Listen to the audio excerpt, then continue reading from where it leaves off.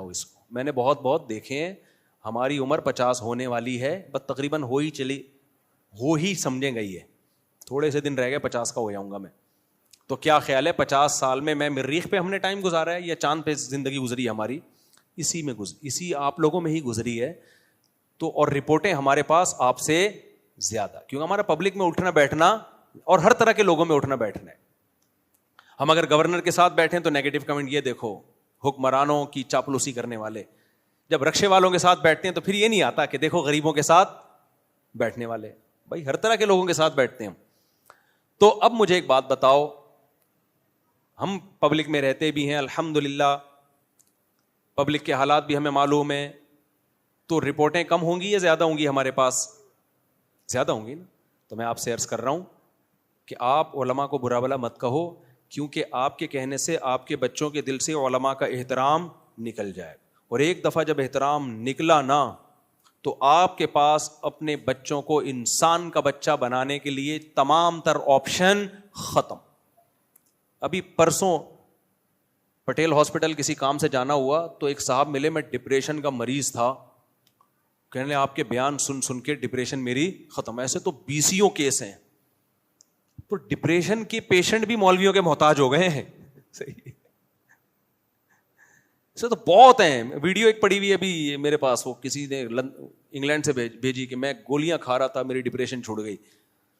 اور ایک صاحب نے کہا میں پتہ نہیں 5 سال سے علاج کر رہا تھا ڈاکٹر سے, میری وہ میڈیسن ساری چھوٹ گئی. تو کیا لطیفوں سے چھوٹ گئی ہے؟ لطیفوں سے چھوٹنی ہوتی تو بھائی بڑے بڑے کامیڈین پڑے ہوئے ہیں یوٹیوب پہ, آپ دیکھ لو جا کے.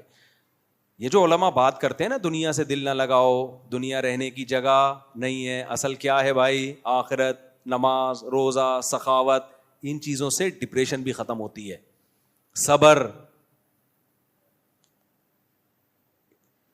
صبر کی جو ٹیبلٹ اللہ نے قرآن میں دی ہے, الذین اذا اصابتہم مصیبہ, اللہ فرماتے ہیں جب ان کو کوئی مصیبت پہنچتی ہے تو کیا کہتے ہیں؟ انا للہ و انا الیہ راجعون, ہم اللہ کے غلام ہیں اور ہم نے لوٹ کے کس کی طرف جانا ہے؟ اللہ کی طرف.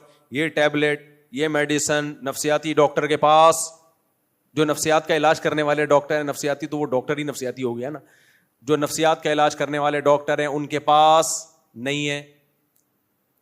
ایک امریکہ سے ایک خاتون تھی, انہوں نے بتایا کہ میرے گھر والے حیران ہیں کہ تو 5 سال سے میڈیسن لے رہی ہے تو چھوٹی کیسے یہ تیری ڈپریشن, چھوٹی کیسے؟ وہ مان نہیں رہے, ڈاکٹر نہیں مان رہے. تو کہتے ہیں ہم نے بتایا مولانا صاحب کے بیان سنتی تھی, مفتی صاحب کے. تو میرا کمال نہیں ہے میرے بھائی, ہمارا جو بھی علماء سے تعلق رکھے گا, ہم تو ویسے ہی نالائق قسم کے مولانا ہیں, جو صحیح مولاناؤں سے تعلق رکھے گا وہ تو ڈپریشن کا ڈاکٹر بن جائے گا علاج کرانے کا. صحیح ہے نا, ہم تو نالائق لوگوں سے یہ حال ہو رہا ہے. تو آپ کے پاس میں بتا رہا تھا اتنے واقعات ہیں کہ اگر آپ نے علماء کو برا بلا, دیکھو 100% صحیح دنیا میں کوئی بھی نہیں ہوتا, یہ ذہن میں رکھو. کسی سے عقیدت کا مطلب ہی نہیں کہ امام مہدی ہے, یہ ایسا تو کوئی بھی نہیں بچے گا بھائی. سب آپ جیسے ہی ہیں اور آپ ہمارے جیسے ہیں, سب ایک جیسے ہی ہیں.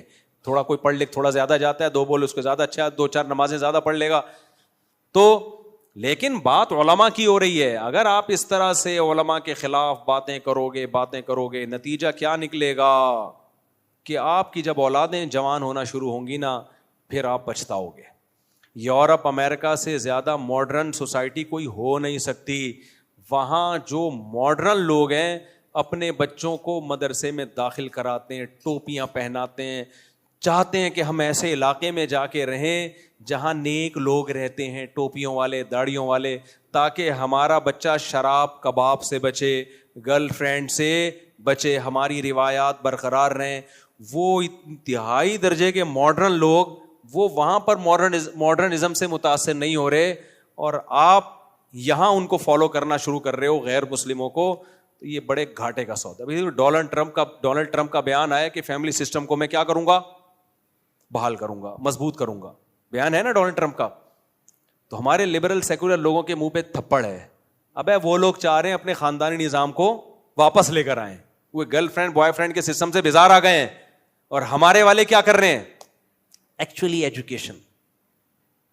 یہ مولوی لوگ ہیں, بچی کی شادی وادی بچوں میں لگا دی. ایکچولی کیا ہے؟ پہلے ایجوکیشن, پہلے کچھ پڑھ تو لو. میں کہتا ہوں پڑھو بھائی, کس نے منع کیا؟ لیکن آپ کے پاس ایک ایج ہے, یا تو ہم ہمیشہ کے لیے دنیا میں آئے ہوتے نا, تو میں نے اب تک ایک شادی بھی نہ کی ہوتی, میں پڑھ ہی رہا ہوتا ابھی بیٹھ کے.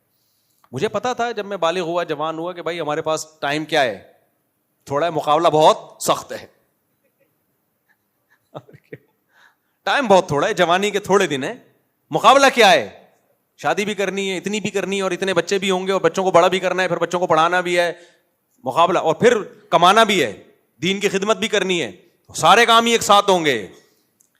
یہ نہیں ہوگا کہ پہلے یہ پھر وہ اتنا ٹائم اللہ نے نوح علیہ السلام کے علاوہ کسی کو بھی نہیں دیا, جبکہ انہوں نے بھی سارے کام ایک ساتھ کیے. ہم اگر 950 سال 1000 سال کے لیے آتے تو میں کہتا ایکچولی پہلے میں کیا کروں گا, میں پڑھائی, پھر میرا 10 سال کا تجربہ ہوگا پڑھائی کا اور افتاء کا, فن افتاء جو ہم نے مفتی بنے, پھر میں بزنس کو فوکس کروں گا, پھر جب میری اتنی انکم ہو جائے گی تو پھر میری پہلی شادی ہوگی, لیکن اس میں اتنا ٹائم, پھر میرا ذاتی مکان ہوگا.